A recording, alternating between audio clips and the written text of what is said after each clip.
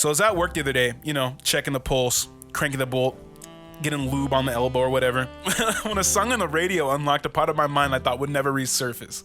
It goes by the tune of Baby Come Back. You've heard the song, it plays everywhere. But if you're a real one like me, you probably correlate the song with Transformers. You know, that one scene where Megan Fox is leaning over the car talking about some carbonators. I'm gonna go out on a limb and say that this one scene in particular determined like 30% of the male population's type. But that's besides the point. But that's what I'm gonna be yapping about. Transformers, 2007 specifically, the one directed by Michael Bay. I was 4 years old when that movie came out in theaters, so I definitely don't remember watching it in theaters, but I definitely seen it as a jit. I've always watched it with my dad, and that's what we always do with my dad. I always go and see the movies, you know, when they come out. So it holds a very special place in my heart. You know, I had the toys, the t-shirts, pretty much anything Transformers. But I gotta say something about the movies. After watching every single one, they're kind of buns, but I still love them. That doesn't mean it doesn't mean I hate them. I still love them. But I gotta talk about how ridiculous these movies really are. Michael Bay is just some type of guru when it comes to forking in money with the littlest amount of effort. I don't get it. These movies are like duct taped together and they just hit every single time. So this is gonna be part one of however many I decide to do of me talking about Transformers. I'm just gonna be going over what happens in the movies, you know, my favorite moments or whatever, starting from the very beginning. So don't expect a professional, thespian, trained, esoterically 13 PhD having. You get the point. I'm not a professional. This is just me talking about my favorite pieces of media.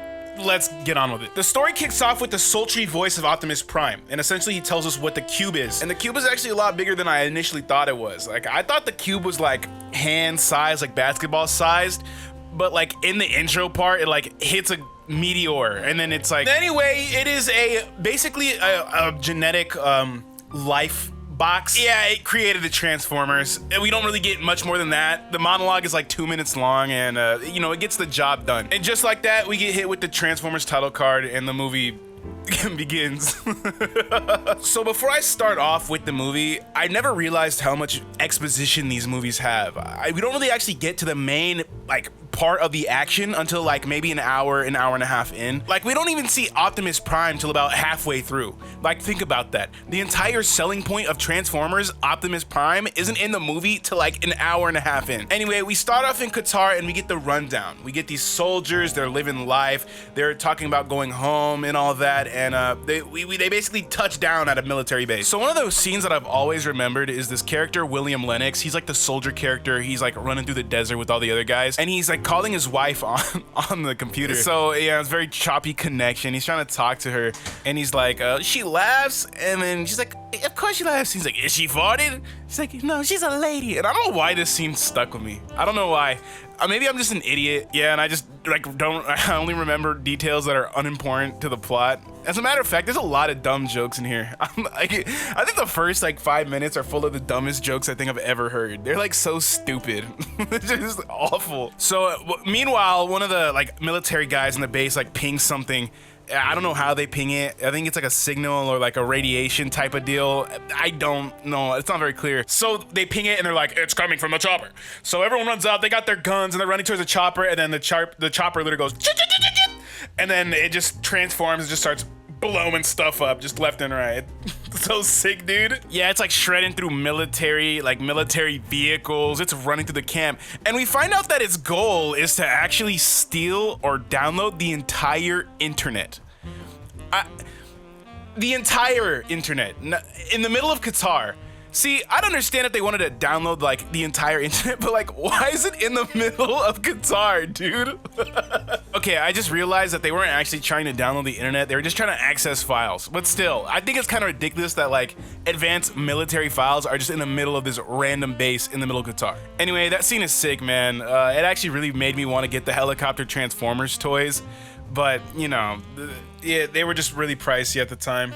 You could really only get them through eBay and then Toys R Us, and you know they were upcharging. R.I.P. Toys R Us. You know, if you know, you know. Anyway, yeah, I think the helicopter fails at collecting the internet, and pretty much the entire U.S. military and government is like, yo, we got massive alien robots trying to access our files. Stop that. Then we get introduced to our main character, Sam Witwicky, and it's done through this like little background flash where he's talking about his grandpa and how he went through the Arctic. Yeah, and then like it does like this cool little fade back to the classroom, and this shit is ridiculous, dude. You got Megan Fox in the classroom, you know, the douchebag teacher. You got the bully, and you got Shia LaBeouf.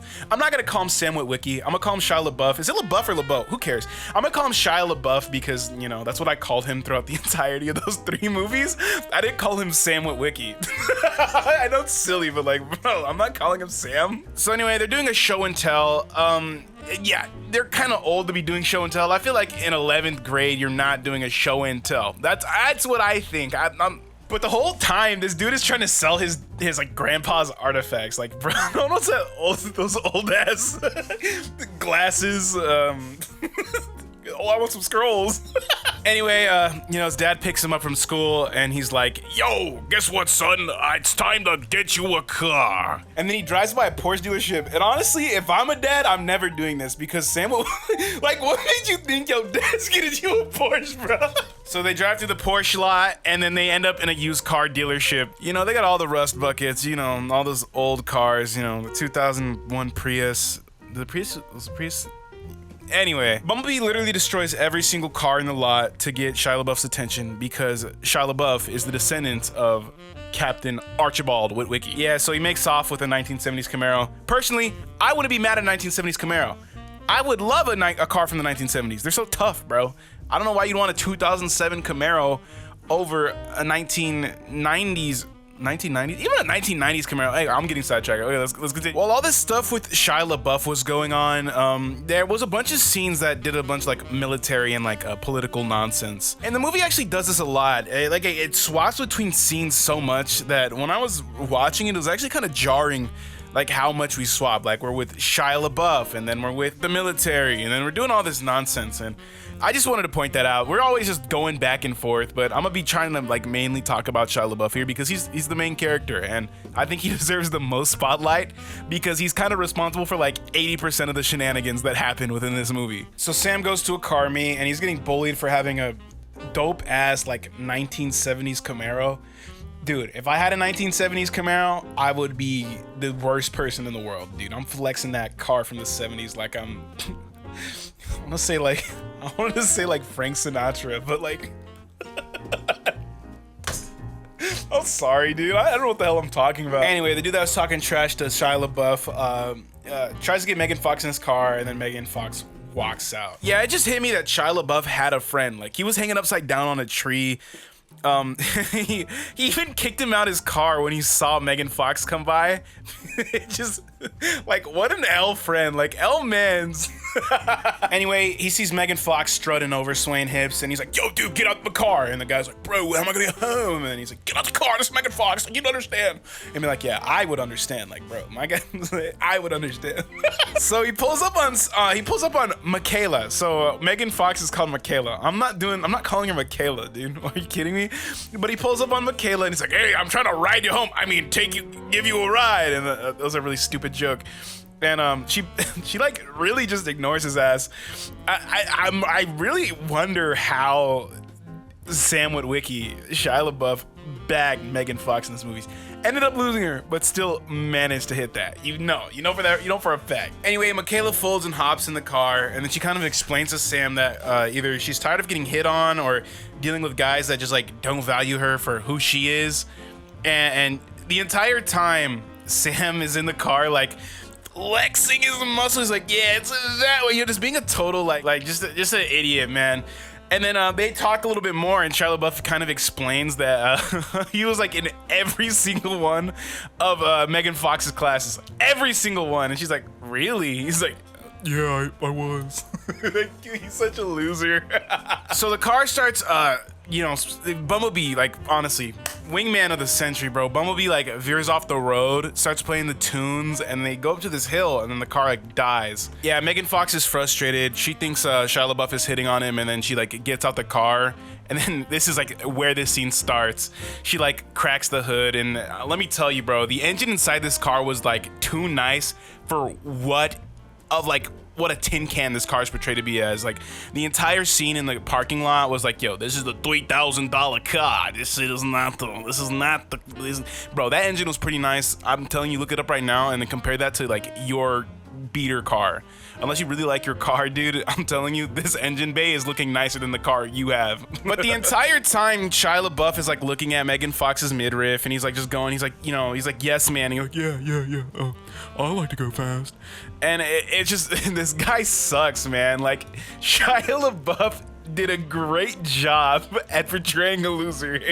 This guy sucks. She checks the engine, shit's broken. She's like, whatever, I'm gonna walk home. And then, you know, Bumblebee, baby, come back.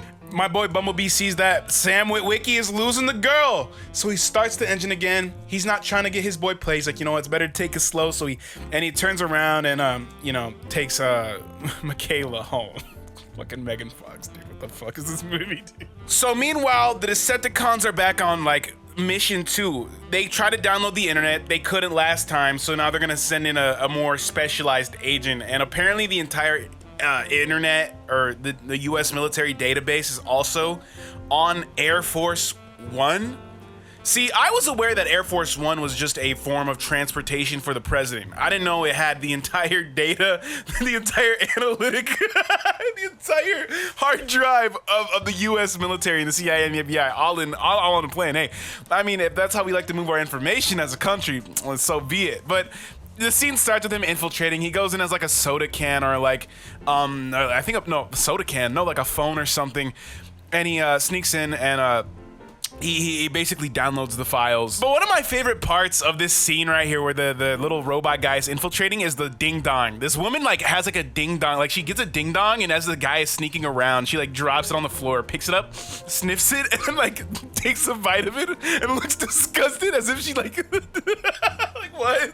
Yeah, but I think that's like somewhere right like around here in the movie it's revealed that the Decepticons are looking for Sam Witwicky for the Allspark. They basically download the internet for clues on the Allspark. Yeah, then we fast forward some time. I think it's several days later, and Sam hears his car in the driveway. So Sam's car runs away. He hears it running off in the middle of the night, and this is the first time we see a Transformer, or more specifically an Autobot. We see Transformers, but an Autobot.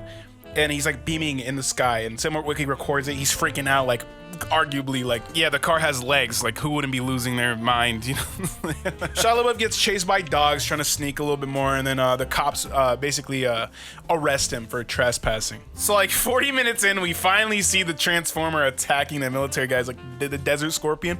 So sick, man. I love this concept. I think this is like one of the concepts that kind of just awakened me when I was like 10, dude. Like, I was like, you could do that? Stand robot scorpions, bro? What? So the entire time while these soldiers like trudging through the desert, I don't know why they're stranded. I believe they ran away because Barricade attacked, and they're running away and they have no service. So this entire time they're trying to move to like a cell tower.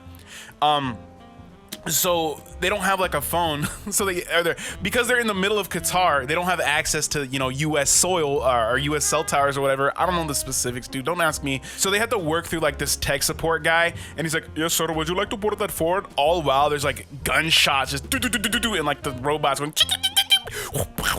and it's like, bro, this scene is honestly great. But they managed to get back to the US tower, and they end up getting back up. So, you know, they got soldiers and the thing, and then they fly jets and everything blows up. Yeah, the thing manages to escape, but they ended up getting its tail.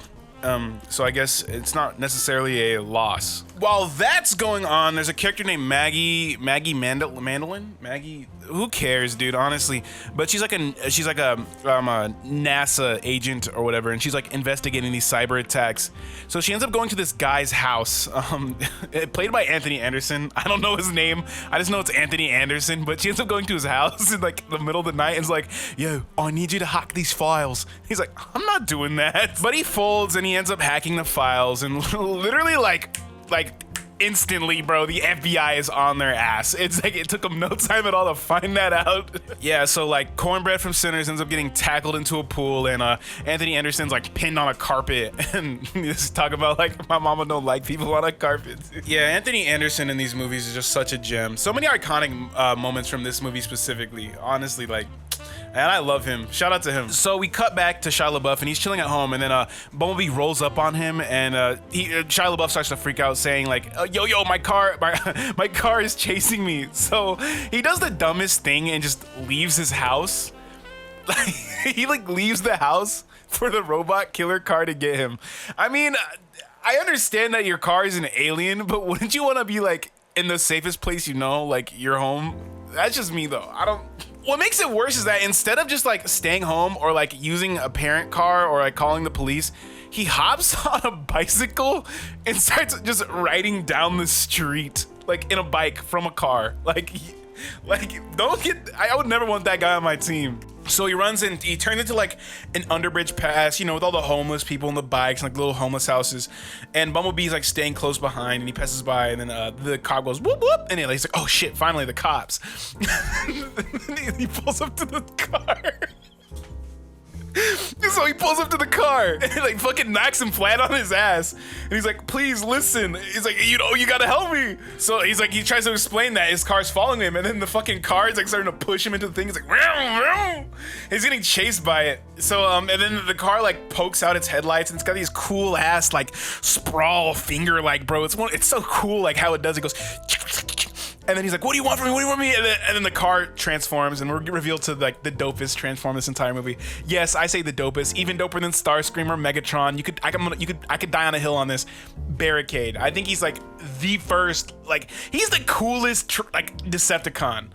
I think it's mainly on part because we see him first, but like, come on, bro. That's Barricade, bro. Come on. But I think this scene really like shows you how scary getting chased by a Transformer is. I try to put myself in Shia LaBeouf's shoes.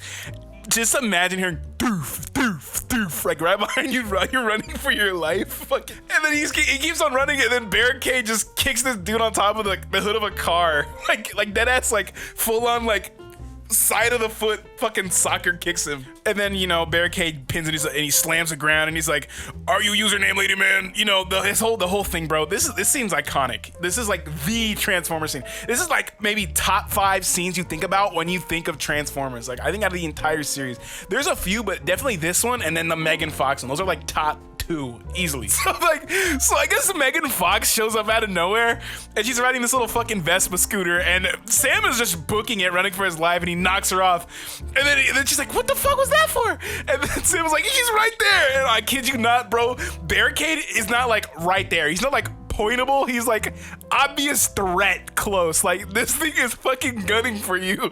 Anyway, Bumblebee comes up, he like fucking sideswipes it, and then like they get in, and they cool chase scene through the city. Every Transformers I think has one, and Barricade is kind of putting hands on Bumblebee. I'm not gonna lie. The thing about Bumblebee is that he always got his ass whooped, but he never backed down from a fight. Like he was always about scrapping. No matter what it was, it could be an opponent 8 times larger than him. Bumblebee was putting up paws no matter what. So Sam and Michaela, Shia LaBeouf and Megan Fox are like cuddling while they're driving home, I guess. And then Bumblebee like kicks him out in the middle of the tunnel, like the most unsafe position you could be on the road, like it's in the middle of a tunnel. And then Shia LaBeouf is complaining about $4,000. And then, I mean, a fucking 2014 Camaro, a 2007 Camaro, because I remember looking this up. Every Camaro in the Transformers movie is always the same year of when that Transformer movie was made. So Bumblebee has a new skin, and I guess he takes him out to the middle of the field, and they look up to see a meteor shower, and these fucking meteors are just striking there, just pew, pew, pew. But the following scene, we see these meteors are actually like Transformers or Autobots, and they're running around, and the little girl sees the robot, and like, you know, all this nonsense, and they're scanning in the cars, and they're rolling up, and then Bumblebee, I guess, goes to the rendezvous point, and then we finally see Optimus Time. Optimus Time, yeah. No, we see Optimus Prime for the first time. And as a 7-year-old, mind absolutely shattered, man. Like they didn't just make it like blue or red, they made it like flames. Like, dude, 12-year-olds across the nation were probably like, that is the shit. And then Optimus gives him the rundown that Sam Witwicky's grandfather ended up getting flashed by Megatron. But Decepticons are the bad guys. You know, they can't have the spark. We must have the spark, Optimus says. And we basically go to the next scene. you know, it's a military scene, but that's not the bread and butter. This scene introduces probably hands down one of the funniest moments in this movie. So we cut to a scene where Anthony Anderson is at a table and they slap a fucking plate of donuts in front of him and he's just devouring them. So he finishes the donuts and he talks to the British girl and he's like, I ate the whole thing. The entirety of it. And he's like, yeah, I don't want he's like, because they want you to vote. If you don't eat, you're not guilty. And then the door like bursts open and the British girl's just looking at him and he's just like nodding at her and they walk around. They're all intimidating. It's like dead silent. He takes the donuts, he fucking throws them on the plate and tosses them on the table. And they're looking at him and then Anthony Anderson is just nodding at the British girl. Is it Maggie? He's nodding at Maggie. And then he throws the file on the table and he's like immediately, she did it!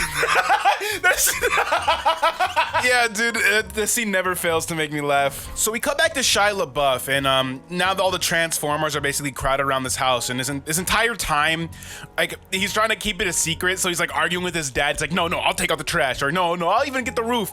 And the Transformers are just straight causing a havoc, and I don't know how his parents are so oblivious to the fact that there's like 7 or 8 just like 20-foot tall robots just shaking the ground as they walk, but somehow they manage to do it. Somehow he manages to pull it off. My favorite scene is when Ironhide, the big truck, the GMC truck, like just pulls out like space alien guns on the Chihuahua Mojo for like pissing on his leg. Just so Sam gets inside and he's looking for his glasses. They really need the glasses. And the entire time, dude, these Autobots are just being a straight hindrance. They're shaking the ground. They're running into wires and shit. And like the entire neighborhood's power supply shuts off. So Sam's parents think it's an earthquake. And while they're snooping, Sam's parents walk in and they're like, what are you doing? And it just turns into this really weird tangent. How he's like basically saying he's beating his shit. Anyway, another Autobot falls and the parents are like straight clueless to the fact that there's like 7 alien robot giants walking around their house and they like stealth. And I love this scene, honestly.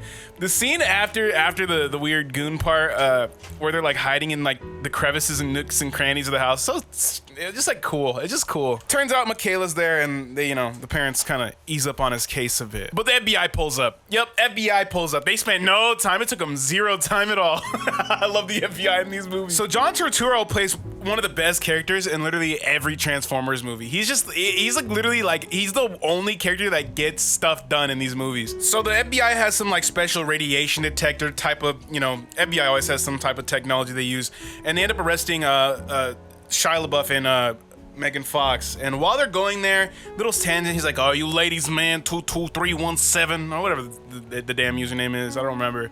And then, this dumb little tangent, and they're trying to make up an excuse. And while they're driving, I think Optimus literally just goes and crushes the top and rips the top of the car off. And then Optimus is like, taking the children was a bad move. And I don't care who the hell you think you are, bro. You could be like literally John Wick. You could be Captain America himself. If you think upping pull at a massive 30-foot robot with cannons the size of a car muffler, you're an idiot. Like I wouldn't even consider that in my wildest dreams. So anyway, Transformers lock all these guys, put them hand to hand in cuffs, and then they had already called backup. It was on speakerphone. So now the entire FBI is gonna be chasing down Shia LaBeouf, Megan Fox, and 7 20-foot Transformers. And honestly, dude, the FBI came kind of prepped because they were like really hunting them down, like chasing down in helicopters, and you got 7 vans, and they end up pinning down Bumblebee, and it's kind of sad because he's like, he doesn't have a voice. He goes like, he's like. So yeah, he makes really weird robot noises, but they end up arresting Shia LaBeouf and Megan Fox, and they end up going to FBI HQ or whatever the hell it's called. And during these scenes, I forget to mention this, bro, but when these action scenes happens, they're playing this grand sweeping music, and it makes everything feel so epic. Like I could get in there, like I could go fight those 20-foot robots. It's just so epic. It just like, I think when I think of the music, I just literally think of Transformers. I couldn't describe it as anything else. Yeah, so I guess the U.S. government finally marks it down that like, yo, alien invasion, get ready. So pretty much everyone is on board now. So Lennox, Maggie, Anthony Anderson, Shia LaBeouf, Megan Fox, all going to fight aliens at the Hoover Dam. Out of all places, the Hoover Dam. Oh shit. So we get like 70 slow motion B-rolls of all the characters stepping off the plane and walking towards a thing. And the thing about Michael Bay movies is that, dude, slow motion and the aspect ratio changing is like a part of the formula, because maybe it does something to the human mind. Maybe it hits like a wire back there by the cerebral cortex. I'm just naming parts. I'm gonna be honest, bro. It happens in every movie. Just the slow motion rolls, the random pan to Megan Fox, and then like, I don't know, Shia LaBeouf gripping the ground. Every single movie, I'm telling you, cut to about an hour 40 to any Transformers movie, you're going to be seeing that. So we get a scene where Optimus is talking to his gang and they're like, we're gonna spin back for Bumblebee. Because Bumblebee's like in the ops house right now. If you really think about it, man, the Transformers were really just gangs, bro. Like, they knew everyone by name. Like, really think about that. Everyone by name. They're like, oh shit, there go Megatron. And the third one or the fourth one, it's like, oh shit, that's Lockdown. And Lockdown wasn't even a Decepticon or an Autobot. He was just there. So like, they really just know each other by names, like they're calling up sets and shit. It's just So we get a tour of the Hoover Dam. For some reason, like all the cool alien stuff is stored in the Hoover Dam. Maybe it's to hide the radiation or the amount of power or whatever. But we see a frozen Megatron. So sick, dude. Like, to think that they froze Megatron, or they found him and they kept him frozen. That, bro, come on. And we also get revealed the Spark, and the Spark is massive. It's huge. So, but on the Spark is this little hand robot that did the infiltration on Air Force One, and he calls in every single like Decepticon, and this is a cool ass scene because all the people that are driving these planes or these motorcycles or these trucks, they like flicker, and then you just get these B-roll shots of these cars and jets flying through the sky, dude. Decepticons are so much cooler than Autobots. I'm gonna be honest, I'm a Decepticon guy. I prefer the Decepticon designs over the Autobots. Autobots are cool. Like, Bumblebee has aura, but I'm always gonna like Megatron's cooler, Starscream's cooler. Like, the Decepticons are just cooler. Like, they're just cooler. So the FBI or the head of the army or whatever shows them how the cube works. And it is Anthony Anderson tosses his phone. The Nokia turns into this little turret shooting like machine Trek thing. But then the ground shakes and the guy's like, the Decepticons over here, and this is literally where all the action starts. I'm almost certain that every Transformers movies are like an hour and like a half of just straight like setup, and then that last hour is just straight robot boxing. And I think that's the best part about Transformers movies, because no matter what, you know you're gonna see some robots fist in cuffs. You know you're gonna see some robots whoop some ass. That's what's gonna happen. You're gonna see some robot boxing. While our heroes get all prepped and ready to fight these Decepticons that are on their way, we suddenly cut back to the little guy that infiltrated and got the US internet, the US hard drives in the first place. He kind of goes back there, he taps some keys, he makes all these little noises, he goes, and then he unfreezes Megatron, so he's no longer a popsicle. Anyway, Shia LaBeouf is trying to argue with John Turturro, saying, "Yo, release Bumblebee, bro. Like, we don't just sit around and get our ass." I almost said ass eaten. Get our ass whooped by Megatron. And then all of a sudden, our military desert guys pull guns on them. I don't think there was no warning for this. There was no like setup. It just kind of happens. So Private Linux is just goes rogue. His whole platoon. John Turturro folds, is like, okay, release Bumblebee, and Bumblebee is like making the weird noises. Shia LaBeouf is just like, yo, stop, and he's trying to get him from freezing Bumblebee, and Bumblebee's reasonably pissed. He's upping fire, bro. The cannons, like, I'm telling you, bro, Bumblebee is a menace. Just up and fire at literally anything. Bumblebee somehow knows how to turn the cube from this massive football field sized box to a basketball sized.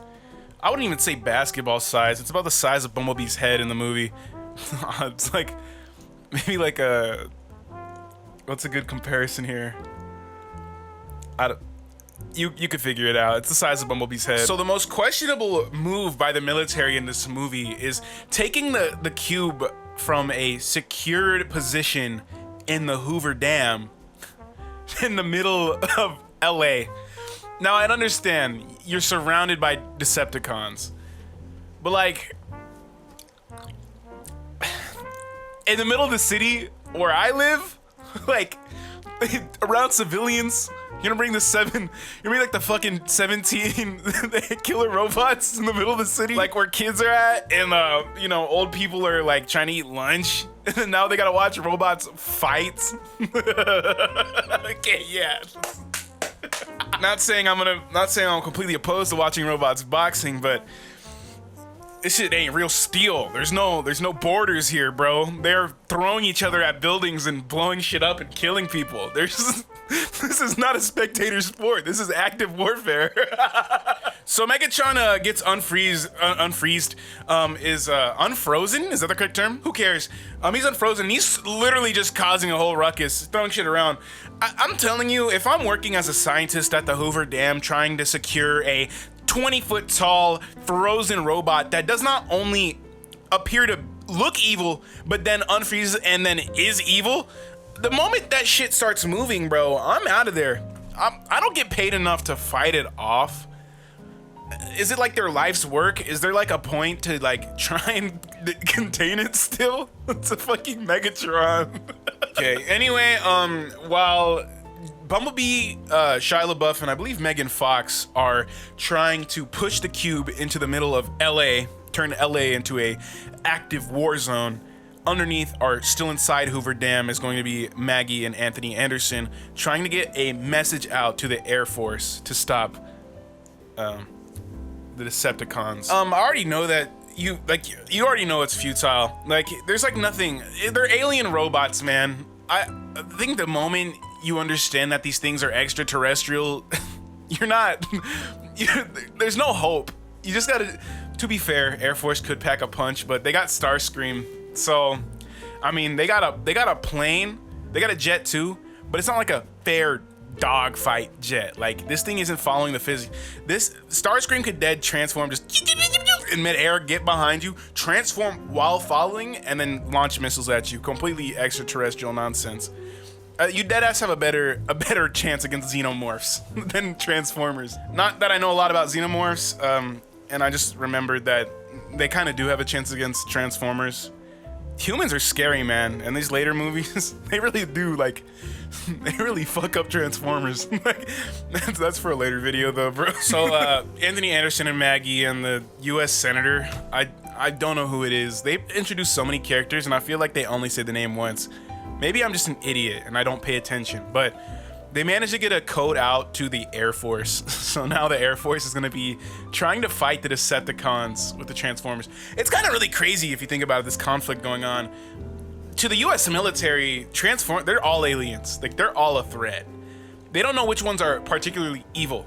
But to be fair, if I was a military guy and I saw a truck with flames, I wouldn't think that would be the evil one. I look at the one that has all the spikes and shit.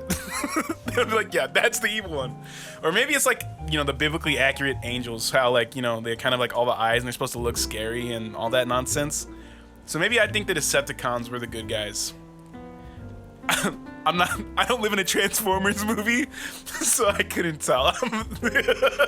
Some more stuff happens. I think there's some fight in the bunker. I don't remember, but the Autobots are finally won now. Now they fully have a little escort for the cube, and now they're driving. So you have Optimus, you got Ironhide, you got Bumblebee, you got Jazz, you got Ratchet. I don't know all the Transformers names. Is there 7 of them?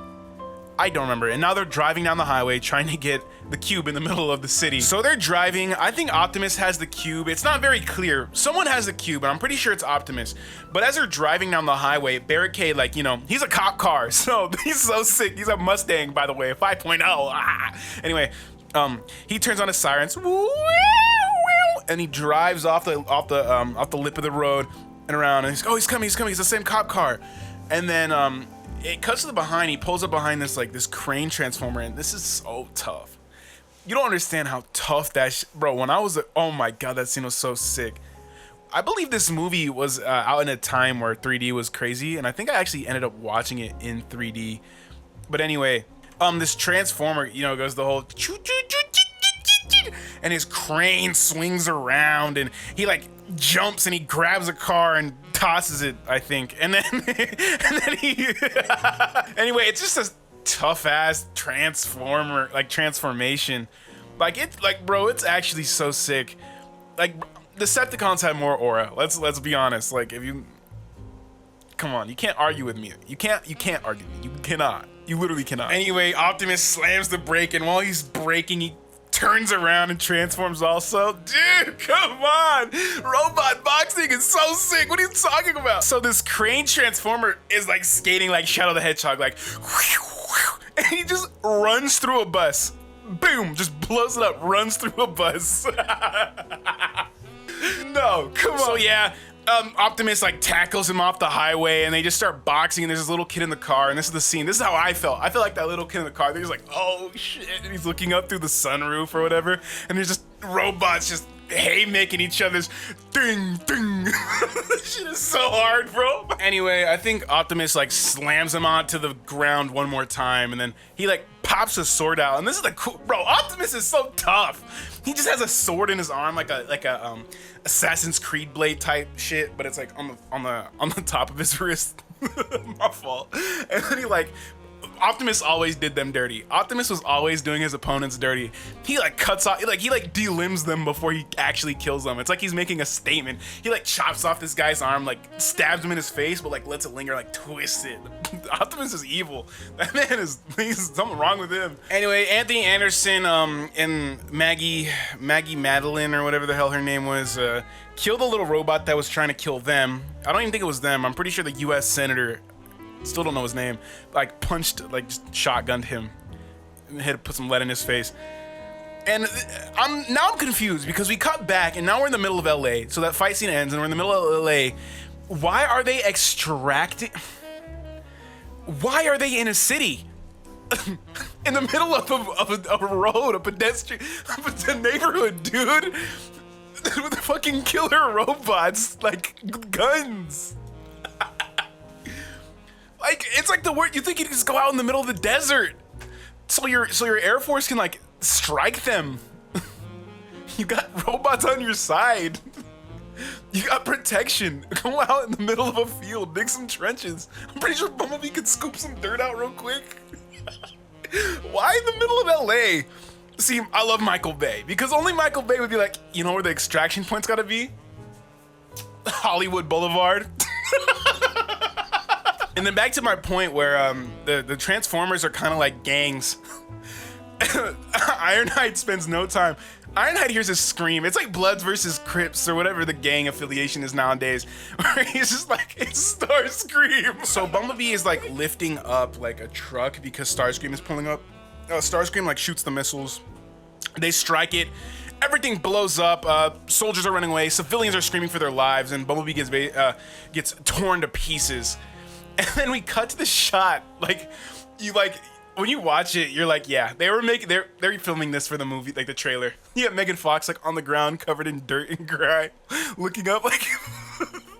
You got Shia LaBeouf gripping at the ground. You got the music playing. Decepticons are right around the corner, ready to kill you all. Bumblebee's whining again. Like Jazz pulls up. You know, actually, little side note here. When I was younger, I thought Jazz was a much cooler car. I thought he was like a Nissan 350Z or like not a Miata, like a something different. To find out that he was like a Pontiac GTO really disappointed me, man. I thought he was something cooler. Anyway, Shia LaBeouf is like trying to talk to Bumblebee, and he's like, "Bumblebee, you all right?" And he's whining. Jazz is backing up, and then Lennox is like, that's our friendly. It's close. It's danger close. Danger close. And then the black guy was like, they would never. Air Force would never shoot at civilians. And then a fucking tank rolls up. A tank. Bro, Decepticons are so tough. You know, the Autobots are like, you know, cars, trucks, nah, tanks, jets, helicopters, law enforcement. So all this is going on. Bumblebee is like still crawling, and then Megan Fox like hops inside of a tow truck and then hooks Bumblebee. And then Shia LaBeouf gives him the cube. and there's still fighting going on. And one of the dopest scenes ever. This man Ironhide is like running, and he's getting shot at. I don't know if it's by the tank or by Starscream, but he like does like a front flip, and then boom, shoots his cannon to continue his flip. This movie's so sick, dude. Like, oh my god, Michael Bay must have been on straight cocaine, man. The pure. Some more Decepticons start pulling up. The helicopter lands on top of the building. The tank's getting back up. They're just pinned. Like, soldiers are down. They're fighting 20-foot robots. And then Jazz thinks he can run ones with Megatron. And then Megatron just tears this guy in half, rips him asunder. So Optimus pulls up and he's like, Megatron. And then Megatron's like, Prime. Like hops off the building and then like transforms into a jet and then like launches like down the street, and then Optimus grabs onto him and they start crashing into buildings, just start scrapping, dude. So hard. It's just so tough. Yeah, they literally fly through an office building and there's people falling out and they rolling all over the street, blowing shit up. So, this part confused me when I was watching it. But while they're fighting, Megatron is like, humans deserve to die. And then Optimus is like, humans deserve to choose for themselves. And that part confused me. But it turns out that, like, I guess Transformers were on their Star Trek shit. They were like space diplomats, and Decepticons were just, you know, like the Empire in Star Wars. They just loved killing shit. Man, I guess Transformers gets deeper than I had initially thought. It's a lot. There's levels to this shit. So Sam is booking it down the street. He's getting chased by Transformers. No, he's getting chased by Decepticons, and as he's falling, it's sending like these spark waves out into the middle of the street, and it's like turning all this technology into Transformers. So it's kind of odd because it's like it turns like a whole vending machine into like a Transformer. That's so tough. It shoots cans. Anyway, it also turns like specifically just the steering wheel into a Transformer. I get it's supposed to be like a joke, but like wouldn't it turn the entire car into a Transformer? That's just me. Anyway, back to the vending machine. I didn't mention this before, but there are so many product placements in this movie. It is kind of obvious how bad it is. Sprite, Mountain Dew, Kisco, you know, the internet. I can't name anymore. I'm like, this is all off the top of my dome. So, anyway, so Sam books his way to the middle of a church, and he's running for his life. Then Megatron just like boom, shot as he starts chasing him. So Sam runs upstairs, and as he's running through the hall, like Megatron, like a shark, is like jumping out the water, like like crashing through everything. So Megan Fox hops in her little car, Bumblebee on the back, and they're driving through the town, shooting at shit, like running through everything. This scene was a lot cooler than I remember. I remember it being cooler. That's what I meant to say. I feel like the idea is sick, but it's just like, at this point, so much cool shit has happened that this is like nothing. This is like the dumbest shit to be in the movie. So Sam runs up to the top of the building. Megatron, I guess, just deserted him or whatever.